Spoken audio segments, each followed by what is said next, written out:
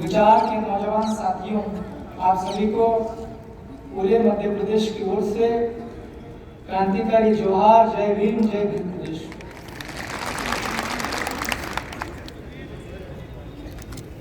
पंडित बिरसा अम्बेडकर, जयपाल सिंह मुंडा सहित तमाम महापुरुषों को कोटि कोटि नमन। खास करके भील प्रदेश के आदिवासी राजा भील राजा उदा खराड़ी जी को भी स्मरण और कोटि कोटि नमन।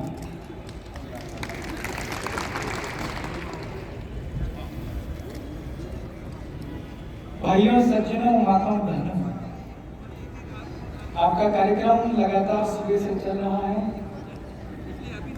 मेरे ख्याल से 90% बातें हुई होगी, 10% बातें बची हुई। यहाँ बहुत बड़े बड़े विद्वानों को आपने सुना है। अब मैं वो विद्वान वाली सुनाने वाली बात नहीं कर, क्योंकि मैं प्रैक्टिकल का आदमी हूँ। जब ये संविधान लागू नहीं है, संविधान के अंदर जो अधिकार प्रदत्त हैं आदिवासियों के, दलितों के, पिछड़ा वर्ग, अल्पसंख्यक, माइनॉरिटी, सभी के अधिकार हैं संविधान में, लागू नहीं है, मिलते नहीं है। मेरा लगभग 1 साल का अनुभव है। भारत देश के अंदर अलग अलग विधानसभा है, अलग अलग राज्यों की। जो विधानसभा का सदस्य होता है वो विधायक होता है, और जो विधायक होता है वो संवैधानिक पद है। अब जब हमारा पद ही संवैधानिक है तो संविधान को लागू करने की सबसे ज्यादा जिम्मेवारी हम लोगों की ही है। मेरा तो सिर्फ इतना सवाल है, मैं तो मेरे जिन लोगों ने मुझे चुन करके भेजा है, मैं तो उनका धन्यवाद हमेशा करता रहता हूँ, मध्य प्रदेश के सैलाना के लोगों का।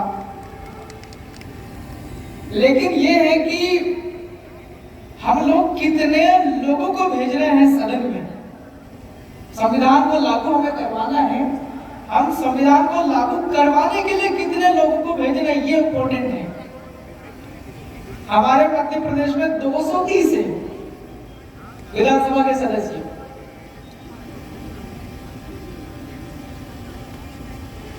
संविधान में प्रदत्त आदिवासियों के, दलितों की, मतलब पूरा बहुजन समाज अधिकारों पर खास करके वर्गों की चर्चा और वर्गों की चिंता करने वाले लोगों में मेरे को केवल अकेले को भेजा है, और भी लोगों को भेजना था। कम से कम 230 में से 116 भेज देते तो पूरे एमपी की सारी धांधली खत्म हो जाती। आपके राजस्थान में 200 है, कितने हैं? 3 पहले हुए थे, एक सांसद जी ने इस्तीफा दिया, एक फिर नए हो गए, वहां पर लग 4 हो गए। तो 200 में से 101 अगर आ जाते हैं तो आपकी राजस्थान की सारी धांधली खत्म हो जाती। तो मैं ज्यादा नहीं बोलूंगा।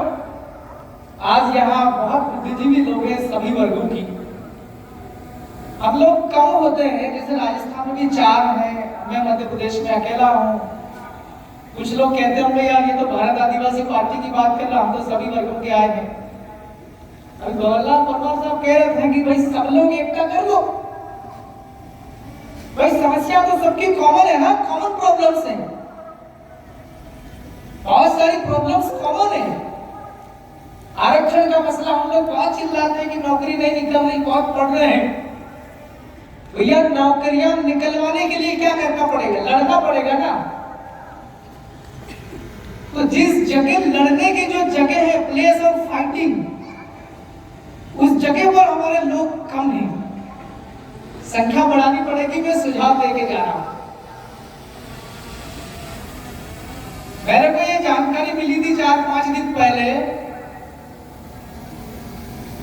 कि उदयपुर के आसपास के जो गांव हैं, खास करके आदिवासी लोग ज्यादा रहते हैं गांव, अन्य समाज के भी हैं। उदयपुर के आसपास के गांवों के अंदर में भूमाफिया जो होते हैं, जमीन का कारोबार करते हैं, वो लोग आदिवासियों की जमीनें छीन रहे हैं लगातार। तो मैं वो समस्या समझने के लिए आया हूं मेनली। जो भू माफिया गैंग होती है, ये भी जानकारी मिली है कि गांवों के अंदर डरा धमका कर जमीनें खरीदी जाती है। बिंदु नंबर 1 तो यह है कि आदिवासियों की जमीन गैर आदिवासी नहीं खरीद सकता। यहां पर यह बड़ी समस्या है। मैं तो मध्य प्रदेश का हूं, यहां पर तो 4 हैं और भी बहुजन समाज की भी शादी कोई होंगे, वो चाहे आपका भीम आर्मी का हो, चाहे आपका कौन सा है मायावती जी का हो,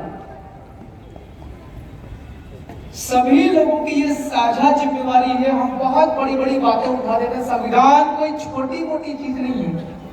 पूरी दुनिया का सबसे बड़ा अगर कोई संविधान है किसी देश का, वो भारत का है। सबसे बड़ा संविधान भारत का है। अब इतने बड़े संविधान को लागू करना कोई आसान काम नहीं है। अभी पूरे भारत में इतने राज्य हैं, देश हैं, सरकारें बनती हर 5 साल में, कभी कभी लंबी चली जाती, 10 साल तक चलती, कोई 15 साल तक चलती, कोई तो पहले आजाद हुआ था देश तब 50 साल तक लगातार चली, ऐसा भी कई राज्य हैं। वो लोग जो है उतना ही संविधान को लागू कर रहे हैं जितना उनको जरूरत है।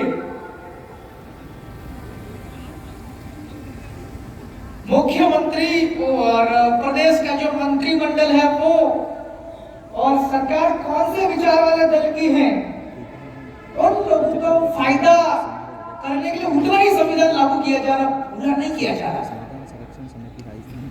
तो पूरा लागू करने के लिए हम सभी लोगों को इकट्ठा होना पड़ेगा। इकट्ठा होकर आज तो चर्चा कर रहे हैं, लेकिन जब मौका मिलता है हमें लागू हम कर सकते हैं विधानसभा या लोकसभा जाकर के, तब भी हमें एकता का परिचय दे करके करना पड़ेगा। अभी हम लगातार देख रहे थे कि सोशल मीडिया का जमाना है, जिन लोगों को एमएलए क्या होता है वो भी नहीं पता, ऐसे लोग यहाँ विधानसभा जा रहे हैं। ये गलती किसकी है? उस भाई की गलती नहीं है जिसको एमएलए गया, तो उसकी कोई गलती नहीं। गलती सलोपर के लोगों की है। सलोपर के लोगों ने केवल 2-3 हजार वोटों से जिताने का कोशिश किया था। उन्होंने गड़बड़ कर दी कोशिश में, 1012 से हराने का काम किया कि नहीं किया? तो हमारा ये जब ऐसा माहौल है, सफेद नीले पीले सारे कलर वाले विचार वाले अपन एकता में जा रहे हैं, तो जब ये जिम्मेवारी आती है कि संविधान को लागू अगर करना है, हमारे हक और अधिकार को सुरक्षित करना है, हक और अधिकार नहीं मिला है, चाहे वो आरक्षण का मसला हो, चाहे जल जंगल का मसला हो, इन सभी समस्याओं का समाधान करने के लिए एक ही समाधान है। आज की तारीख में डेमोक्रेटिक टू संविधान की बात कर रहे हैं ना, आज संविधान का दिवस है 26 नवंबर। उसमें लिखा हुआ सारी समस्याओं का समाधान संविधान है, और संविधान के अंदर भी एक लोकतंत्र है, डेमोक्रेसी। ये लोग खुद तय करेंगे आपको कैसी सरकार चाहिए। अब्राहम लिंकन पहले बोले थे, बहुत पहले, government of people, by the people, for the people. लोग तुम ही तय करो कैसे लोग होने चाहिए सदन के अंदर में संविधान को लागू करने वाले। तो हमारे लोगों की गलती आ रही है, इन गलती को हम लोग जब सुधार लेंगे, हम एकता में हो जाएंगे। हमारी समस्याओं का समाधान कौन करेगा, ये हम अगर तय कर लेंगे, समझ लेंगे, तो हम सही आदमी भेज देंगे। तो फिर सही आदमी चला जाएगा तो सही आदमी आपका संविधान लागू करवाएगा अपना सदन में। वहां तो हम लोग गोबड़े लोग भेज ले, गोबड़े और कुकी सदन में, और बाहर हम रैलियां करते बड़ी बड़ी। तो गलती हमने भी है, इन गलती का हम लोग को सुधार करना होगा। और ये समय खास करके बहुत कठिन समय दौर जो है, भारत के संविधान में सरकारें आएगी और जाएगी, ये भी है 5-5 साल का, लेकिन सरकार के अंदर जो लोग रहेंगे उनके विचार कैसे रहेंगे, ये भारत के संविधान में लिखा हुआ है। आपके राजस्थान में भजनलाल करके है ना, इसमें लिखा हुआ भारत के संविधान में कि भजनलाल को शपथ लेनी है। अनुच्छेद 188 के तहत शपथ में लिखा हुआ ईमानदारी के साथ लोगों की सेवा करने, उसका आप निचोड़ समझेंगे तो। लेकिन क्या ये ईमानदारी के साथ करते हैं, जनहित में काम करते हैं क्या? ये पूरी बेईमानी के साथ प्रदेश को चला रहे हैं। आज की तारीख में आप बात करो, संविधान में लिखा हुआ है, चाहे मुख्यमंत्री हो, चाहे विधायक हो, चाहे कोई आम आदमी हो, चाहे सरपंच हो, चाहे देश का प्रधानमंत्री हो, चाहे राष्ट्रपति हो, वो शपथ लेने के बाद उसके मन में विचार कैसे आने चाहिए, ये भारत का संविधान बताता है। समाज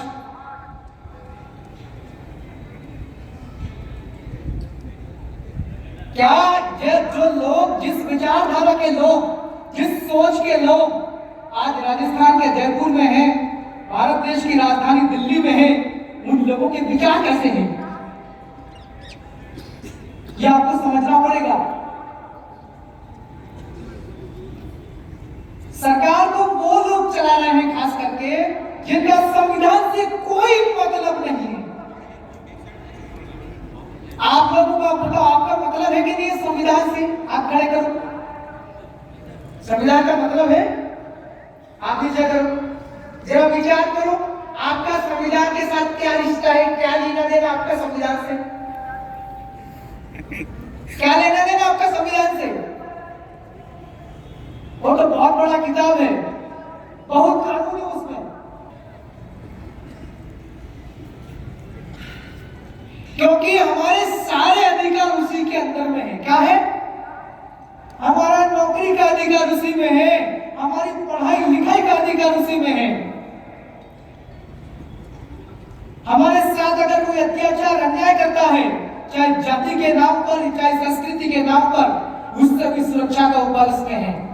हमारी हर चीज उसके अंदर में रजिस्टर्ड है, लिखी हुई है। जब संविधान का सबसे ज्यादा ताल्लुक, सबसे ज्यादा संबंध, सबसे ज्यादा रिश्ता हमारा है उससे, और संविधान अभी किसके हाथों में है? जिसका संविधान से कोई रिश्ता नहीं है। पता है कि नहीं किसके पास संविधान? दो चार भारत देश के व्यापारी हैं। व्यापार का मतलब समझते हो कि नहीं? सामान खरीदना, खरीद करके महंगे भाव में बेच देना, यही होता है ना व्यापार का मतलब। हाँ, सामान खरीदना और नहीं मिलना तो फैक्ट्री डाल लो, कारखाना डाल लो, सामान पैदा करो, प्रोसेसिंग करो, तैयार करके थैले में भर के बेच दो महंगे भाव में, तो उसको मुनाफा मिल जाए, उसको कहते हैं व्यापार। और जो व्यापार करता है उसको कहते हैं व्यापारी। तो व्यापारी का काम क्या है? सामान खरीदना, खरीद के बेच देना। इधर गिरवा तरफ में मान लो किसानों की कोई उपज है, अनाज है, खेत में उगा, और यहाँ उदयपुर में जो खरीदते उनका काम क्या? खरीदना और बेचना। इनका कोई संविधान से ज्यादा रिश्ता तो नहीं है ना? हेलो, आप सो गए हो क्या? हाँ? अरे व्यापारी का संविधान से कोई ज्यादा मतलब तो नहीं है ना? हाँ? अरे भाई, सामान खरीदना और बेचना है तो संविधान का ज्यादा मतलब कहाँ है? मैं कह रहा हूँ मतलब तो, लेकिन थोड़ा सा ज्यादा नहीं है। और सबसे ज्यादा मतलब किसके संविधान का? आदिवासियों का, दलितों का, अल्पसंख्यकों का, ओबीसी का, इन लोगों का है। इनके अधिकार हैं बहुत सारे। मैं आज आपके सामने खड़ा हूं, मेरे को बुलाया इसलिए आया एमपी से, विधान इसलिए आया हूं, इसलिए बुलाया। ऐसे ही होता सामान्य आदमी तो कोई मेरे को बुलाते क्या है? संविधान परीक्षण वाले मेरे को पहचानते ही नहीं।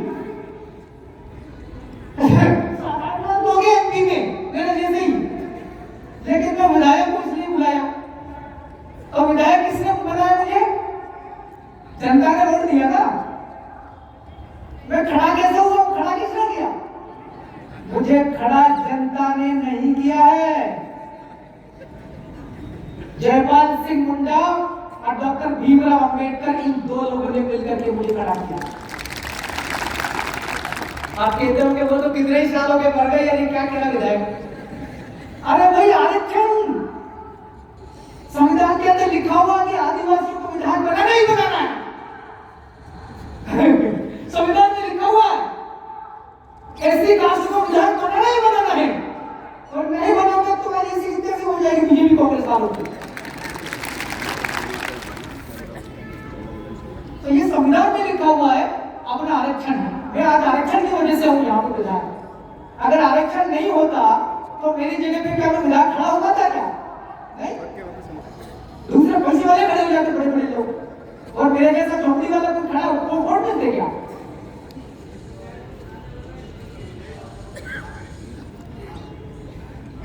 तो भाई लोगों, मेरा ये कहना कि मैं ये आपको समझाना चाह रहा हूं, मेरी बात खत्म हो गई लगभग। मैं कहना ये चाह रहा हूं कि हम लोगों का वास्ता सबसे ज्यादा संविधान से है, सबसे ज्यादा संबंध हमारा इस संविधान के साथ है। और संविधान अभी है किसके हाथ में? हाथ मतलब सरकार। किसके पास संविधान? व्यापार करने वाले दो तीन व्यापारियों के पास, जिनका संविधान से कोई लेना देना नहीं है। मैं इशारा कर रहा हूं, वो बोलो समझ आ रही कि नहीं आ रही? गुजरात का गौतम अडानी, मैं सच कह रहा हूं, गुजरात का गौतम अडानी और आपका वो दो भाई, वो क्या नाम है, धीरू अंबानी के लड़के, ये दो तीन लोग एक आध और कहीं से जुड़ जाते रहते हैं। ये जैसा बोलेंगे वैसा ही दिल्ली के लोग करते हैं, और ये जयपुर का भजनलाल करता है।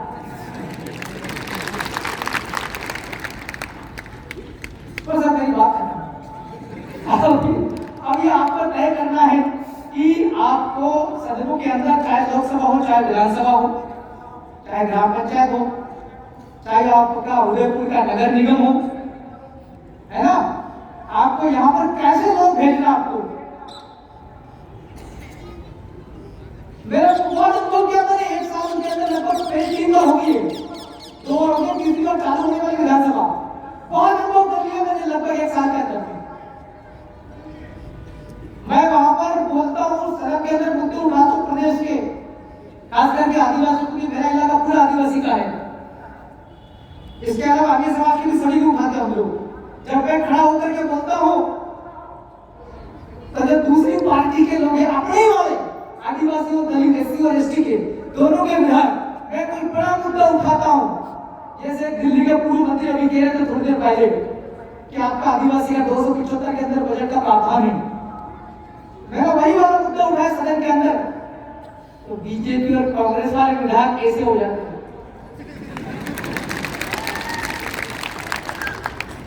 आपके राजस्थान के अंदर मैंने वीडियो देखे हैं अभी, विधानसभा के अंदर कौन कौन क्या क्या बोले। हमारे 2-3 विधायक ये भी बोले हैं। जब ये बोलते हैं तो दूसरी पार्टी के लोग जीत जीत के विधायक अपने वाले आदिवासी और हरिजन के लोग, दलित समाज के लोग, एससी वर्ग के लोग क्या करते पता है? जब भी आदिवासी, दलित, अल्पसंख्यक मुद्दों, जब बहुजन समाज के मुद्दों की बात होती सदन के अंदर, हमारे लोग उठाते राजस्थान की विधानसभा में, तो यहाँ के जो आरक्षित वर्ग के जो विधायक हैं वो ऐसे कर लेते हैं।